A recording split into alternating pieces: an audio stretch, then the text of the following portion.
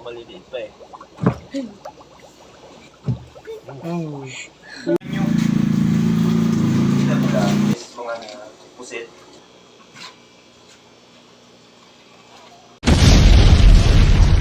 Dito tayo ngayon sa may Calamba Hills, Barangay Mayapa, Calamba City. So wala tayong food trip gala ngayong araw na to. So kung nakipansin nyo sa bahay natin, meron tayo dong mga aquarium. So medyo malungkot na yung aquarium natin, kaya dito pumunta tayo dito sa isang pet shop dito sa Barangay Mayapa sa may Calamba Hills upang tumingin ng iba't ibang isda na pwede nating isama doon sa mga aquarium natin. So yan mga ka-idol, nandito tayo sa Petflix Backyard dito sa may Calamba Hills. Kaya samahan nyo ako, dito tayo mag-ikot-ikot at tingnan natin ang mga tinda nila isda rito. Tara! So ayan, ito na yung ito yung Petflix Backyard. Grabe, napakaraming isda na pwede natin pagpilian. So meron diyang mga tetra, meron diyang mga danyo. Siyempre, meron din yung mga malalaking isda kung gusto niyo ng mga Oscar. I think parang may mga arwana rin dito tsaka fighting fish. So halika, pili tayo ng pwede nating makuha rito.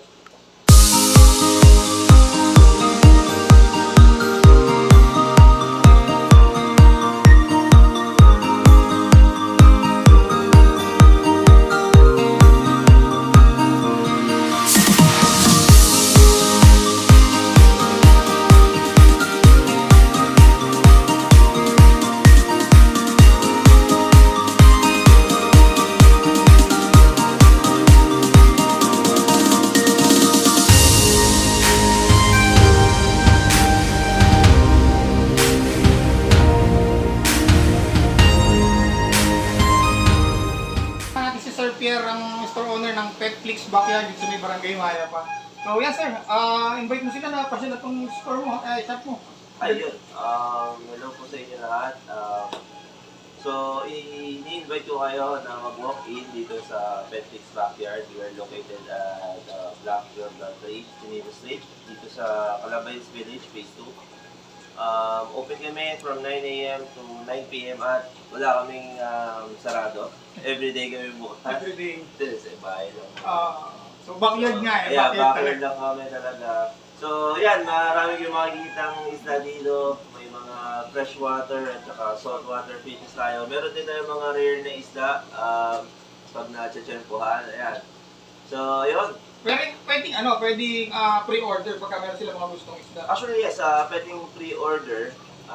Kung meron kayong mga hinahanap talaga ng mga isda, kakaiba, kakaiba talaga.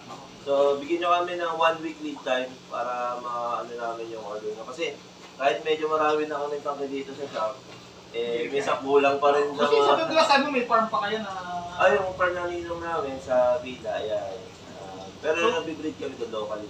So actually, nagbe-breed din sila ng mga freshwater fish na tinitinda nila dito. So, most mga import na binibili or breed talaga nyo? Well, sa ngayon, majority ng nilalagay muna namin dito sa backyard is yung mga import. Import Mga tetra, mga ganyan. pati yung mga saltwater nyo. Saltwater, locally lang naman to, yung saltwater. Kung gusto nyo at mahilig kayo sa mga alaga ng isda, so ito, meron dito sa Barangay Mayapa, sa may Calamba Hills, pasya lang kayo dito, pwede kayo mag-walk-in from 9 AM to 9 PM every day. Yeah. Minsan maabot pa kami ng alas 12 pag nakatamboy ako dito. At kung hindi naman kayo sanay mag-alaga ng isda, pwede rin kayo magpaturo kay Kuya Pierre para na... Yes. alam nyo kasi ang isda talaga kanyan, stress reliever yan. Kasi dati na rin ako may pet shop, dati na rin ako nag-aalaga ng mga isda. So yan, bubuhayin lang natin yung aquarium natin sa bahay. Para naman kahit pa paano, after vlog, pag uwi natin pagod na pagod tayo, meron tayong relaxing time. Pero mga kaidol, hanggang dito na lang ang ating gala ngayon. So hindi food trip gala, pinuntahan natin kaya dahil pinasyalan natin itong kanilang pwesto rito sa Petflix Backyard. Hanggang dito na lang mga kaidol, see you on our next vlog.